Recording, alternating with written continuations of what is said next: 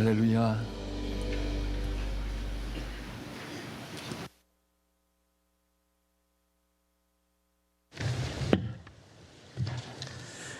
거룩하시고 자비로우신 하나님 아버지, 만물의 창조주이시며 우리 생명의 주관자 되시는 주님의 이름을 찬양합니다.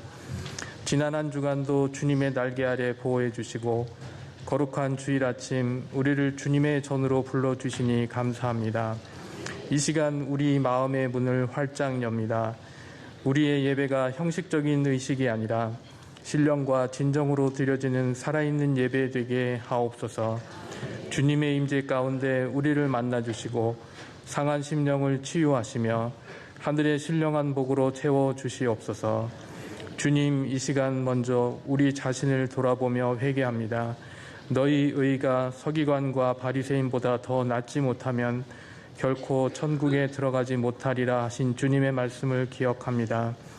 우리는 겉으로는 경건의 모양을 갖추었으나 속으로는 미움과 탐욕을 품었으며 입술로는 주님을 사랑한다 고백했으나 삶으로는 이웃을 사랑하지 못했습니다.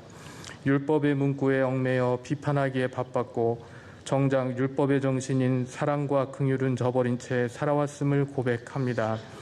주님의 말씀은 1.1핵도 변함이 없으나 우리는 우리의 편의에 따라 말씀을 재단하고 순종의 길을 회피했습니다. 주여, 이 완악한 마음을 용서하여 주시옵소서. 예수 그리스도의 보혈로 우리를 정결케 씻어주시고 다시 한번 하나님의 법을 우리 마음에 새기게 하옵소서. 주님, 오늘 우리는 내가 율법이나 선지자를 폐하러 온 줄을 생각하지 마라. 폐하러 온 것이 아니요 완전하게 하려 함이라 하신 주님의 선포를 묵상합니다. 율법은 우리를 얽매는 멍에가 아니라 우리를 생명의 길로 인도하는 등불임을 믿습니다. 주님께서 십자가의 사랑으로 율법의 모든 요구를 완성하셨듯이 우리 성도들의 삶 또한 주님의 뒤를 따라 사랑으로 율법을 완성하는 삶 되게 하옵소서. 문자 뒤에 숨은 주님의 본심을 깨닫게 도와주시옵소서. 살인하지 말라는 계명 앞에서 형제를 미워하지 않는 마음을 주시고 간음하지 말라는 계명 앞에서 마음의 순결을 지키게 하시며 맹세하지 말라는 하나님 말씀 앞에서 우리의 정직함을 회복하게 하옵소서. 우리의 도덕과 윤리가 세상의 기준을 뛰어넘게 하시고 하나님의 자녀다운 거룩함이 우리 삶의 모든 영역에서 향기로 나타나게 하옵소서. 이 제단 위에 세우신 우리 교회를 위해 기도합니다. 우리 교회가 율법의 형식에 갇힌 교회가 아니라 주님의 사랑으로 영혼을 살리고 완전케 하는 생명의 공동체가 되게 하옵소서. 모든 직분자와 성도가 한마음이 되어 소외된 이웃을 돌보고 복음의 진리를 수호하는 빛과 소금의 직분을 감당하게 하옵소서. 이 나라와 이 땅을 긍휼히 여겨 주시옵소서. 분열과 갈등이 만연한 이 시대에 주님의 공의와 평화가 하수같이 흐르게 하옵소서. 지도자들에게는 하나님을 두려워하는 마음을 주시고 백성들에게는 서로를 존중하며 배려하는 넉넉한 마음을 허락하여 주시옵소서. 병들고 지친 영혼들, 경제적인 어려움과 관계의 깨어짐으로 고통받는 지체들을 기억하여 주시옵소서. 수고하고 무거운 짐진 자들아 다 내게로 오라 하신 주님의 음성이 그들의 심령에 들려지게 하시고 모든 상황을 역전시키시는 하나님의 권능을 체험하는 한 주가 되게 하옵소서. 특별히 간과 없는 것은 우리 공동체에 허락하신 교육관 건축의 사명입니다. 주님, 우리가 세우는 이 교육관이 단순히 콘크리트와 벽돌로 쌓아올린 건물이 되지 않기를 원합니다. 완전하게 하려 함이라 하신 주님의 말씀처럼 다음 세대를 향한 주님의 사랑이 온전하게 실현되는 거룩한 처소가 되게 하옵소서. 이곳에서 우리 자녀들이 하나님의 말씀을 배우고 그 말씀이 삶 속에서 율법의 마침표가 되는 완전한 믿음으로 자라나게 하옵소서. 교육관의 모든 공간이 아이들의 영적 안식처가 되게 하시고 세상의 풍파를 이겨낼 믿음의 용사들이 길러지는 훈련의 장이 되게 하옵소서. 건축 과정 중에 온 성도가 한마음이 되기를 원합니다. 물질의 헌신뿐만 아니라 기도의 헌신이 끊이지 않게 하시고 혹여나 발생할 수 있는 사고와 갈등으로부터 이 성전을 지켜주시옵소서.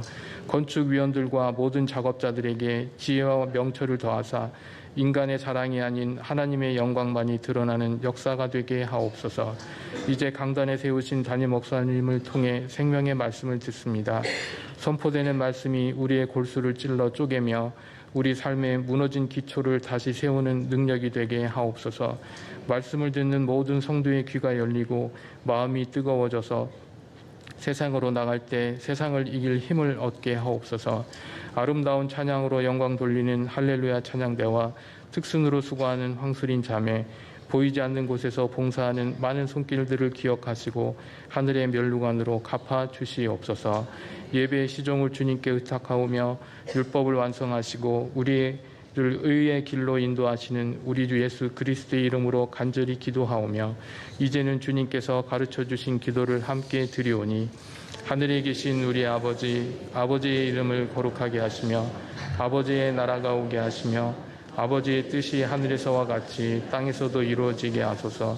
오늘 우리에게 일용할 양식을 주시고 우리가 우리에게 잘못한 사람을 용서해 준 것 같이 우리 죄를 용서하여 주시고 우리를 시험에 빠지지 않게 하시고 악에서 구하소서. 나라와 권능과 영광이 영원히 아버지의 것입니다. 아멘.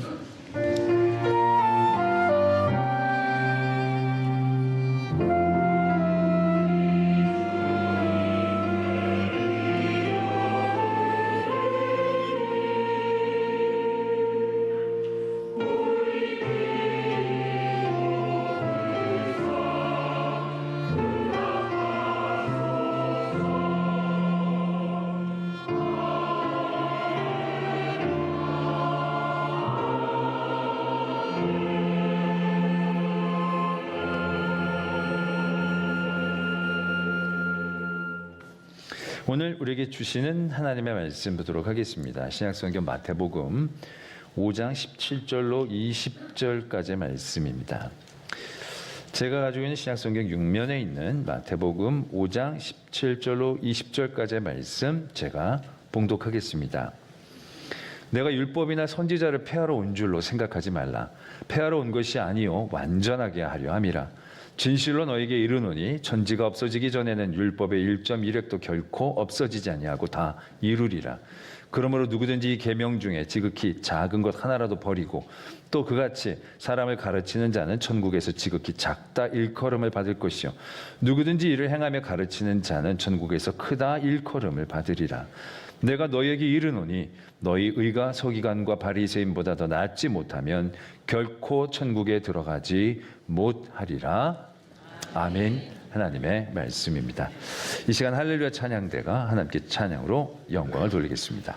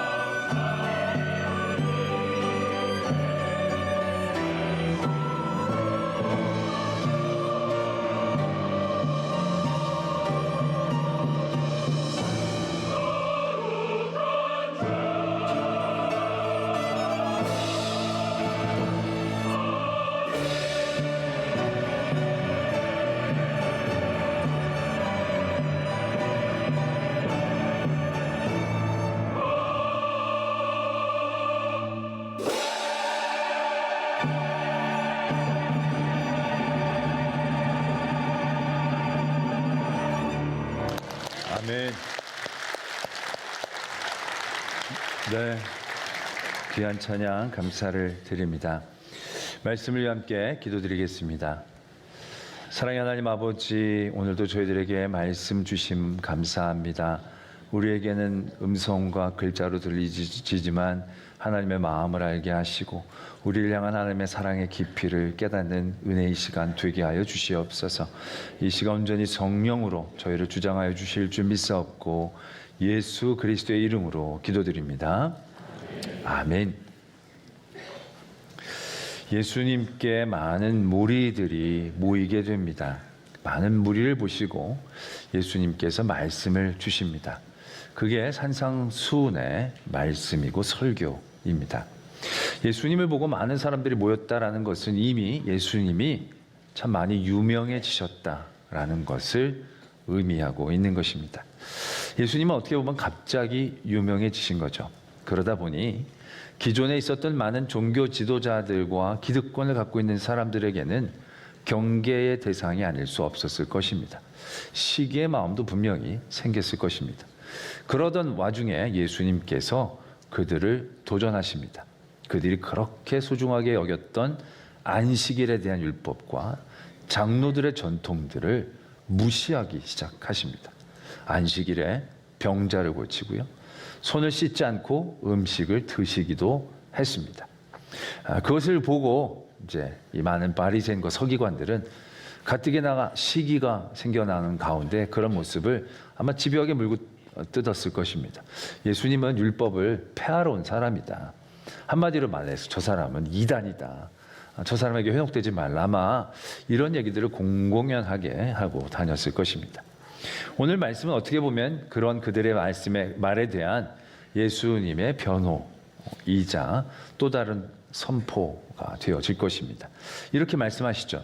내가 율법인의 선지자를 폐하러 온 줄로 생각하지 말라. 나는 폐하러 온 것이 아니요 완전케 하려고 왔다라고 예수님은 선언하고 계십니다. 말씀 그대로입니다. 원래 하나님께서 이스라엘 백성을 부르시고 이스라엘 백성들이 하나님 앞에 큰 은혜를 입고 하나님을 사랑하고 섬겨야 되지만 솔직히 그 방법과 길을 그들은 전혀 몰랐던 것과 마찬가지죠. 그래서 그들에게 그 길을 가르쳐 주시는 겁니다. 내가 이렇게 하면 나는 기쁘다. 나는 이렇게 하면 좋다. 이렇게 하는 것이 너희들이 나의 사랑을 보답하는 길이다. 그렇게 가르쳐 주신 것이 어떻게 보면 율법이라는 것입니다. 그래서 안식일을 정해주시고 안식일에 하나님을 기쁘시게 하고 그날을 거룩하게 구별해서 하나님에게 그들이 온전히 집중하게 하셨습니다. 그러려다 보니까 사람들이 자기 일들을 좀 제한을 해야 하나님 앞에 집중을 할 수 있기 때문에 하나님은 여러 가지 하지 말라라고 얘기하시면서 안식일을 거룩하게 지킬 것을 요구하셨죠. 사람들은 처음엔 아마 그 날을 거룩하게 지키기 위해 하지 않는 것에 집중했을 것입니다. 그러다 점점 시간이 가자 더 그 하지 않는 것들을 잘 지키기 위해서 더 많은 조건들을 붙여내기 시작했죠. 그러다 보니까 어떤 현상이 일어나느냐 하면 그날을 거룩하게 지키기 위해서 하지 않는 게 아니라 하지 않는 것이 거룩한 것처럼 그들이 초점을 잃어가고 있었다는 겁니다. 거룩하게 하나님을 섬겨야 되는 그날에 하지 말라는 여러 가지 조항들을 지켰다는 것만으로 그들은 스스로 의롭다고 생각하고 스스로 거룩하다라고 생각하기 시작했다라는 얘기죠. 그래서 예수님이 이 땅에 오셔서 그 율법을 완전하게 다시금 그 율법의 초심으로 돌아가기 위해서 그들을 도전하고 계셨다라는 것을 분명하게 말씀하고 계신다는 거죠. 하지 않는 게 중요한 게 아니라 하나님을 거룩하게 잘 섬기게 하기 위한 것이 중요하기에 그런 초점을 다시 회복하자. 그러기 위해 내가 왔노라 라고 말씀하고 계신다는 것입니다. 그리고 그 앉은 무리에게 또 우리에게 이렇게 도전을 하십니다. 내가 너에게 이르노니 너희 의가 서기관과 바리새인들보다 더 낫지 못하면 결코 천국에 들어가지 못하리라 라고 말씀하고 계신다는 겁니다. 바리새인의 의와 같으면 천국에 못 가는 거예요. 그 의보다 높아야 천국에 갈 수 있다는 어떤 천국에 들어갈 수 있는 의로움에 대한 커트라인을 예수님께서는 우리들에게 분명하게 제시해 주셨다라는 것입니다.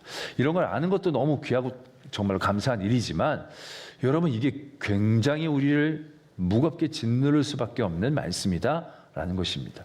왜요?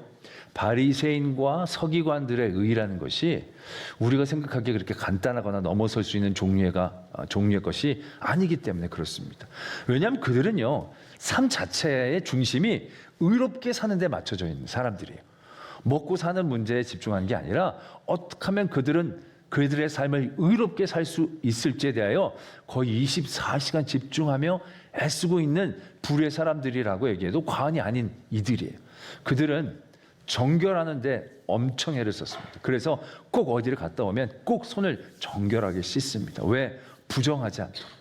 또 먹는 것도요, 굉장히 신경을 써서 그 모든 원산지들을 정확하게 표기하고 그것들을 알려고 했습니다. 이게 부정한 것에 조금이라도 있지 않게 하기 위해서 먹을 것도 얼마나 관리를 많이 했는지 모릅니다. 그래서 그렇게 정결하게 살려고 했어요. 안식일을 지키는 건 더 이상 설명할 필요도 없겠죠. 수십 가지 조건들을 만들어서 그들은 안식일에 정말 꼼짝 안 하고 있었어요. 900m 이상은 걷지도 않고 불도 피지 않고, 그래서 늘 차가운 음식만을 먹으면서 안식일을 아주 철저히 지켰던 사람들입니다. 뿐만 아니라 평소의 삶도 경건하게 살았어요. 그들은 하루에 3번씩은 꼭 예루살렘 성전을 향하여 기도했습니다. 길을 가다가도 기도할 시간이 되면 거기에서 멈춰 서서 시장에 있는 사람들을 만나던 하나님 앞에 기도하는 시간들을 꼭 지켜냈고, 일주일에 2번이나 금식을 했습니다. 월요일, 목요일은 철저하게 금식했다라는 얘기죠. 왜? 경건함을 지켜내기 위해서. 뿐만 아닙니다. 11조를 드릴 때도 무슨 채소나 이런 식물을 받을 때도 잎을 셌다는 거예요. 잎 개수를 세서 아주 철저하게 자기들이 11조를 어기지 않도록 깨어 있었다라는 겁니다. 얼마나 경건한 삶을 살려고 노력했는지 모릅니다. 그 복장이나 삶의 자리도 다릅니다. 그들은 이마나 손목에 경문을 답니다. 쉐마의 말씀을 들은 조그만 통들을 이마에 팔뚝에 메고 다닙니다. 왜? 그들 24시간 하나님의 말씀을 떠나지 않고 그들이 살려고 하는 안간힘이었다는 거죠. 겉옷에는 옷 내 귀퉁이마다 이 실을 이렇게 많이 달아서 그게 하나님의 말씀을 의미한다라는 겁니다. 그래서 그것들을 바라보면서 늘 하나님의 말씀 가운데 살아야지, 말씀 가운데 살아야지, 그 스스로를 다그치면서 살았던 부류의 사람들이 바리새인이었다라는 얘기입니다. 근데 오늘 예수님께서 이렇게 우리를 도전하고 계신다는 거예요. 너의 의가 바리새인보다 더 좋지 않으면 천국에 갈 수 없다는 거예요. 솔직히 그 자리에 앉아있는 사람들은요, 이런 경건과 의로운 삶을 살 수 있는 처지도 못 되는 사람들이에요. 어떻게 보면 하루하루 근근히 생존을 위해 몸부림치는 그런 사람들에게 바리새인처럼 24시간 의로움에만 집중하고 있는 그들의 의보다도 더 높은 의를 요구하신다는 것은 굉장히 절망에 가까운 요구다라고 얘기해도 과언이 아닌 그런 말씀을 우리에게 주고 계신다는 겁니다. 그렇다면 예수님께서 오늘 요구하시는 바리새인보다 더 나은 의, 지금 이 시간도 우리에게 요구하신 바리새인보다 더 나은 의는 뭘까요? 바리새인들은 3번 기도했으니까 우린 4번 기도한 걸까요? 일주일에 2번 금식했으니까 우린 3일 금식할까요? 할 수 있겠어요? 평생 죽을 때까지 격일로만 먹고 살 수 있겠어요? 웃음이 다 얘기해 주잖아요. 절대로 이들보다 나을 자신은 없는데 그들보다 나은 일을 예수님이 우리에게 요구하시는 그런 이유, 그런 모습은 어떤 모습일까라는 것이죠. 우리는 그 의문에 답하기 이전에 오늘 우리에게 주시는 예수님의 말씀 가운데 흥미로운 한 부분을 한 번 더 살펴보고자 합니다. 어떤 대목이냐면 19절에 이렇게 적혀져 있지요. 누구든지 이 계명 중에 지극히 작은 것 하나라도 버리고 또 그같이 사람을 가르치는 자는 천국에서 지극히 작다 일컬음을 받을 것이요. 누구든지 이를 행하며 가르치는 자는 천국에서 크다 일컬음을 받으리라 라고 말씀하시는 대목입니다. 예수님께서 오늘 뭘 얘기하고 계시냐면요, 천국에 큰 자와 작은 자가 있다라는 사실을 우리에게 말씀하고 계신다라는 것입니다. 우리는 이 대목에서 의문이 생길 수밖에 없다는 겁니다. 우리가 기본적으로 생각하는 천국은 어떤 나라입니까?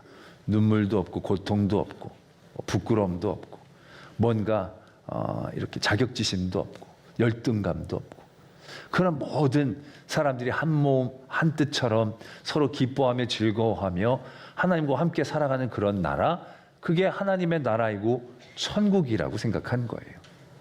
근데 그 나라에 큰 자와 작은 자라는 차이가 생겨난다는 것이 과연 그러한 아름답고 따뜻하고 행복한 나라를 유지할 수 있는 구조가 될까라는 얘기죠. 왜냐?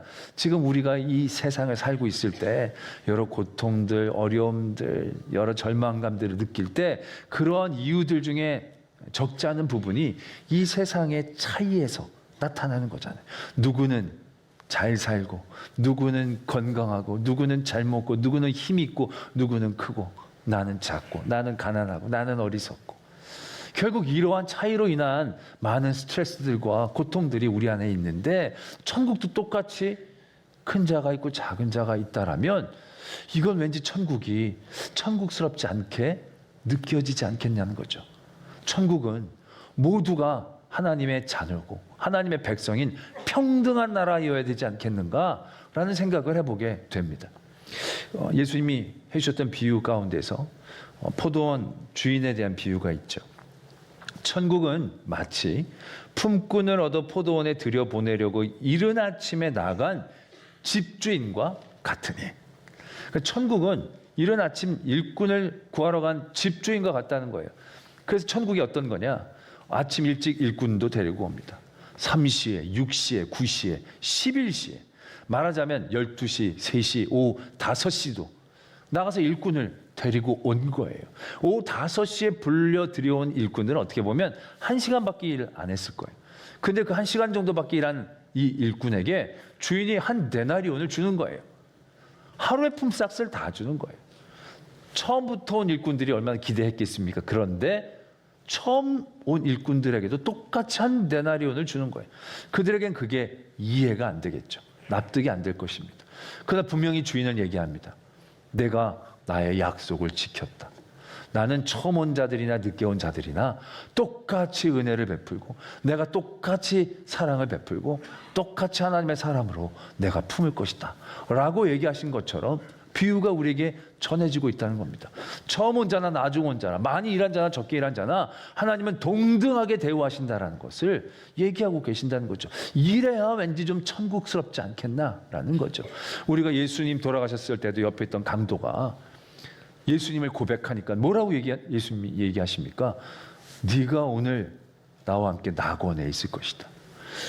솔직히 십자가에 달린 강도를 생각해 보면 그 사람의 삶을 어렵지 않게 유추해낼 수 있을 것입니다. 지금은 막 마음이 막 여려져 가지고 예수님 고백하지만 그 사람이 십자가에 달릴 정도라면요 극악무도했다라고 얘기해도 과언이 아닐 거예요.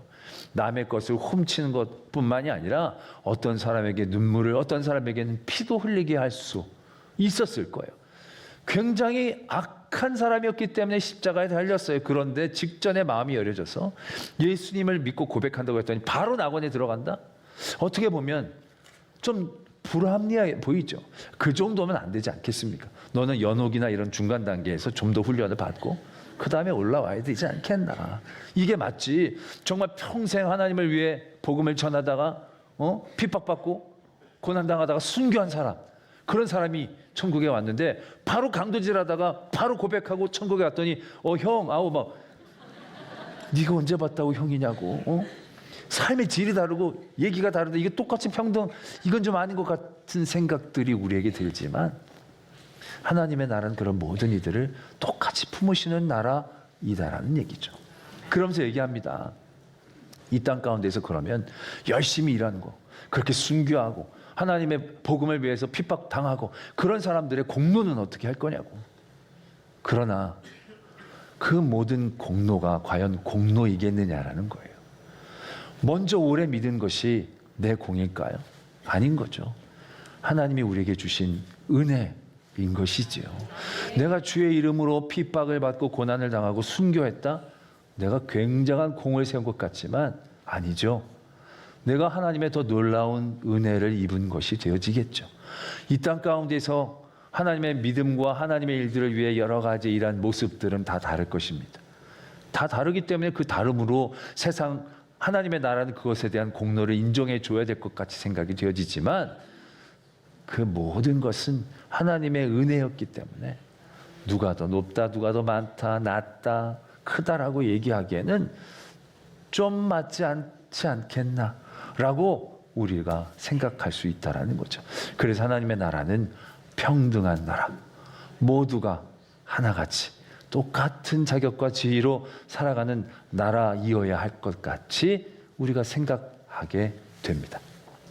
그러나 오늘 말씀은 예수님께서 분명히 큰 자와 작은 자를 언급하고 계신다는 겁니다. 혹자는 이렇게 풀이를 합니다. 큰 자나 작은 자는 크기를 얘기하는 게 아니고 큰 자는 진리를 의미하는 거고 작은 자는 비진리를 의미하는 것일 거다라고 얘기하는 분들도 있지만 오늘 말씀에 보면 비진리라고 작은 자를 이해하게 되면 그 사람은 천국에 들어오면 안 되는 사람들이에요. 근데 말씀은 천국에서 작은 자, 천국은 들어오는 거예요. 그런데 작은 자라는 거예요.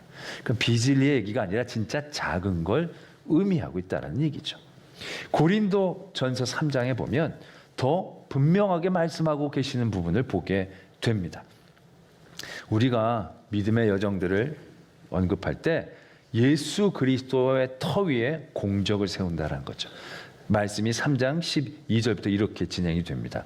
누구든지 금이나 은이나 보석이나 나무나 풀이나 짚으로 이 터 위에 세우면, 이 터는 예수님을 의미합니다.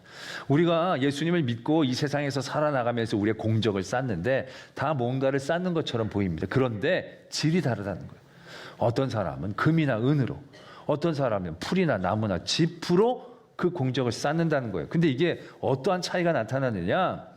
각 사람의 공적이 나타날 터인데 그날이 공적을 밝히리니 이는 불로 나타내고 그 불이 각 사람의 공적이 어떠한 것을 시험할 것입니다. 만일 누구든지 그 위에 세운 공적이 그대로 있으면 상을 받고 누구든지 그 공적이 불타면 해를 받으리니 그러나 자신은 구원을 받되 불 가운데서 받은 것 같으리라 라고 말씀을 적고 있습니다. 무엇을 의미하는 것입니까? 구원을 못 받는 게 아니에요.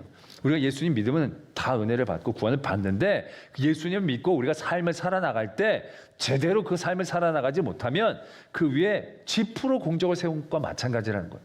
그래서 불로 심판이 내리게 되면 짚은 다 타버리는데 우리는 구원을 받긴 받되 불탄 채로 구원의 자리에 들어가는 거예요. 그걸 신학자들은 부끄러운 구원이다라고 이야기를 하는 것입니다. 딱 그렇죠.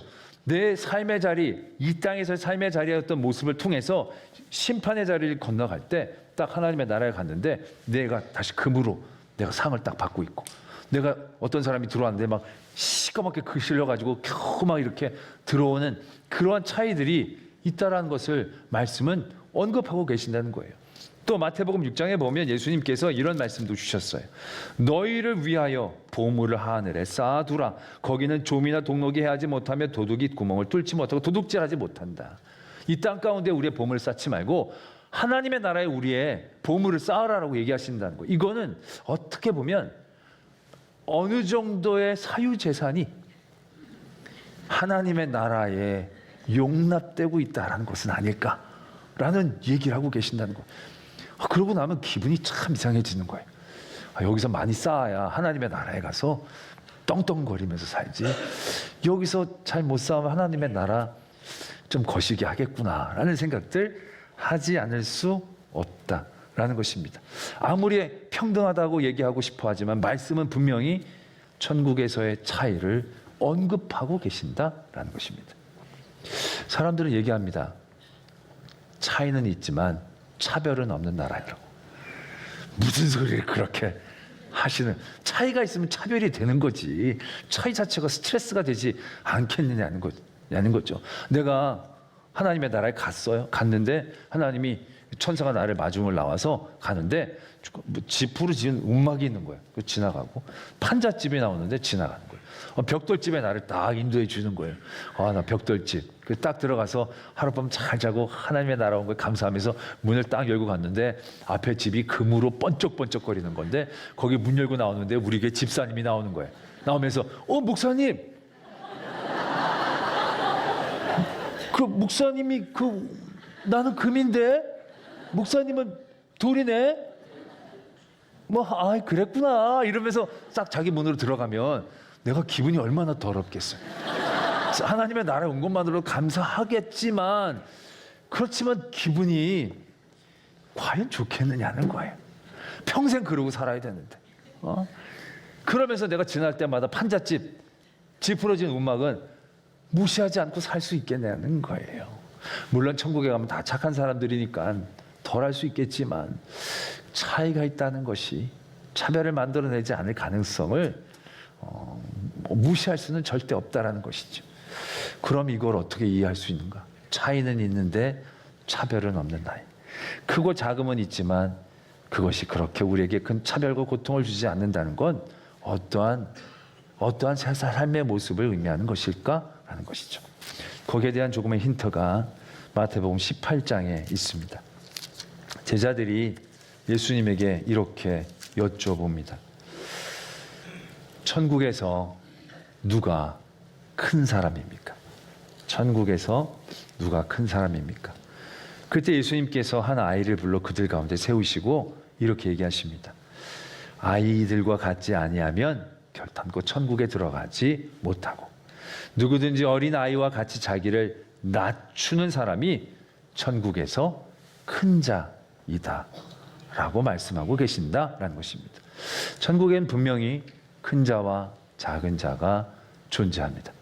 그러나 그 차이가 차별이 되지 않는 그런 구조로 되어질 때 그 모습은 어떤 모습으로 나타나느냐? 큰 자들이 자기를 크다고 여기지 않는 것이죠. 큰 자들이 자기가 갖고 있는 그 사유재산이 있을지라도 그것이 자기 거라고 생각하지 않을 것입니다. 그걸 나누고 필요에 따라 베푸는, 그래서 모두가 하나 되어질 수 있는 모습의 나라, 그 나라가 하나님의 나라일 것입니다. 그 어렴풋한 그림자가 초대교회에 나타나죠. 초대교회 사람들이 예수 그리스도의 복음을 받아들이고 성령을 받습니다. 그리고 한 믿음의 공동체를 세웁니다. 그들 안에는 부자도 있고 가난한 사람도 있고 종도 있고 자유자도 있고 많이 배운 사람도 있고 못 배운 사람도 있을 것입니다. 근데 초대교회의 모습이 어땠습니까? 서로가 자기의 것을 자기의 것으로 여기지 않고 필요에 따라 사람들에게 나누어 주어 부족함이 없게 되었다. 또 이렇게 적고 있습니다. 그들은 한 마음과 한 몸이 되어 서로를 섬겼다라고 적고 있다는 거죠. 차이는 있지만 차별이 없고 그 차이가 서로가 서로를 섬기고 서로가 서로를 품고 하나가 되어지는 가운데에서 이해되어지는 그 모습이 결국 천국에서의 모습이다라는 것을 우리가 어렴풋하게 알아볼 수 있다라는 것입니다. 그렇게 이렇게 얘기하면 이렇게 생각하는 분 있을 수도 있습니다. 내가 천국에 가서 큰 사람 작은 사람이 있으니까 천국에 가서 좀 큰 사람 영원히 떵떵거리면서 살려고 좀 마음 먹고 이 땅 가운데서 막 열심으로 섬기고 헌신해서 정말로 큰 사람이 되려고 그랬는데 천국에서 커봐야 낮아지고 섬기고 또 애먹고 힘써야 되는 거니까 굳이 큰 사람 될 필요는 없겠다. 여기도 적당하게 저기도 적당하게 부끄러운 구원이라고 하지만 구원만 받으면 되지 않겠는가.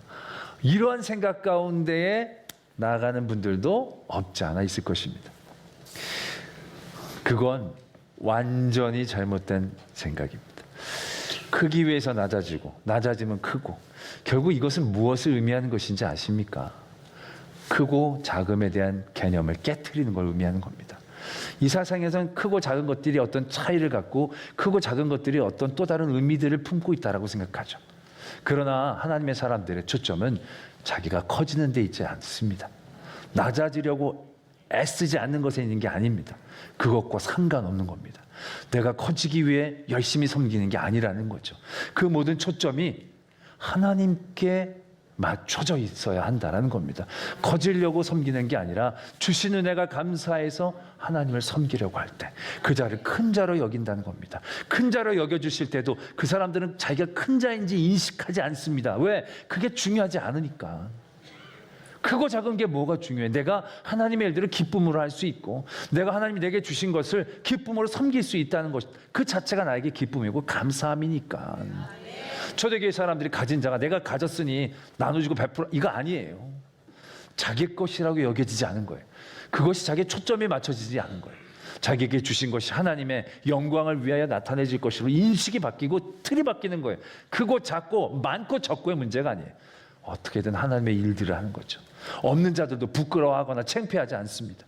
그 가운데 하나님의 은혜와 긍휼을 얻을 수 있는 그 자리에 나갈 수 있기 때문에, 그 자리에서 은혜와 긍휼을 얻었을 때 또 다른 자기가 하나님의 일들을 할 수 있기 때문에 없는 자가 부끄러워하지 않고 있는 자가 교만하지 않는, 있고 없고의 개념들이 깨지는, 결국 그러한 중심을 하나님께서는 원하고 계신다는 것을 우리가 알아야 한다는 겁니다. 그래야 천국에서도 큰 자, 작은 자 있지만 그게 차이가 아니고, 그게 차이지만 차별이 아니고 온전한 우리가 생각하는 그 하나님의 나라, 모두가 한 몸과 한 뜻이 되어 기뻐할 수 있는 그 나라가 되어질 수 있다는 것, 그걸 우리가 생각해야 한다는 거죠. 그렇다면 우리는 첫 번째 질문으로 돌아오게 됩니다. 서기관과 바리새인의 의보다 더 나은 의라는 것은 무엇을 의미하는 것이겠습니까? 그건 서기관과 바리새인들이 갖고 있는 그 틀을 깨야 합니다. 왜? 그들은 자신들이 의로워지기 위해 그 일들을 하는 겁니다.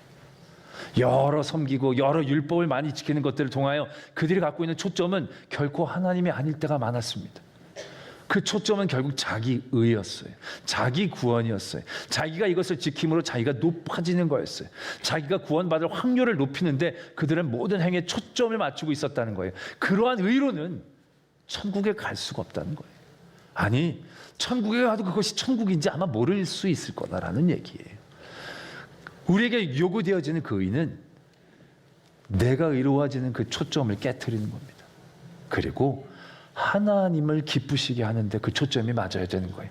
예수님이 폐하러 온 것이 아니라 완전케 하려고 하셨다는 그 중심 그대로를 우리에게 얘기하고 계시는 거예요. 내가 하지 않는 것이 중요한 게 아니라 하나님을 사랑하는 방법 가운데에서 그 일들을 행해야 되는데, 하지 않은 것만으로 자기가 의롭게 여기고 있는 그들에 의해서 우리가 틀을 깨야 한다는 거죠. 그러면서도 우리는 어줍지 않게 내가 하는 한두 가지 선과 의로 내가 굉장히 의로워지고 거룩해진 것처럼 착각한다는 거예요. 내가 의로워지고 내가 거룩한 건 아무런 의미가 없어요. 내 그런 행위들을 하나님이 얼마나 기뻐하실까, 그게 가장 중요하다는 얘기죠. 우리의 믿음의 여정은 그 초점으로 나가야 한다는 거예요. 그 뒤로는 말씀이 계속 이어집니다. 살인하지 말고, 간음하지 말고, 맹세, 이런 모든 것들이요, 사람들은 행위에 초점을 맞추는 거예요. 자기 의에 맞추는 거예요. 그러면 안 된다라는 거예요. 그 모든 것들이 하나님을 기쁘시게 하기 위해서 우리에게 요구되어진 것이기 때문에 그 중심을, 다시 초심을 회복하는 그러한 거룩하고 아름다운 도전을 우리에게 주시는 거예요. 어렵고 힘든 짐을 지어주시는 게 아니라 우리가 정령 우리의 믿음의 여정들을 기쁘고 감사함으로 달려갈 수 있는 그 초점을 회복해 주신다는 거예요. 우리들의 지금 현주소는 어떻습니까? 여러분들의 드리는 예배가 오늘 여러분들 스스로에게 의가 되지는 않습니까? 나 오늘 예배 드렸어. 나 기도 많이 했어. 이번 주에 나 금식했어. 새벽기도 몇 번 드렸어. 이게 내 의가 되어지면 바리새인의 의와 같은 유라라는 거예요. 나아야 되는 거예요. 그것보다 나아야 되는 거예요.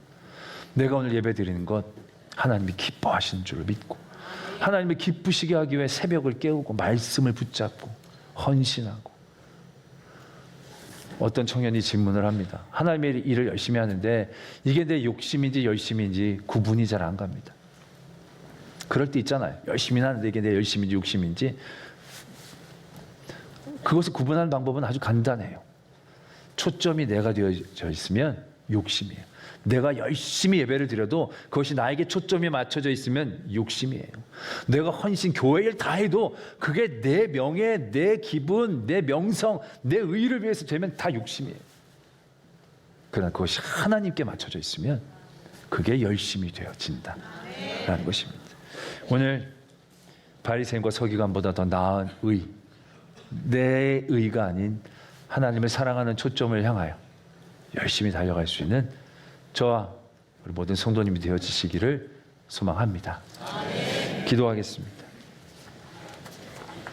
오늘 말씀 묵상하시면서 나의 믿음의 여정의 초점들 하나님을 바라보며 표대를 향하여 나간다고 하지만 나도 모르는 순간 내 의, 내 믿음, 내 선에 내가 길을 잃고 있지는 않은지 다시 한번 바라보기를 원합니다. 그리고 기도합니다. 하나님, 내 의가 나의 의가 아니라 하나님을 향한 사랑 되게 하여 주시옵소서. 이러한 기도의 제목으로 하나님 앞에 나가겠습니다.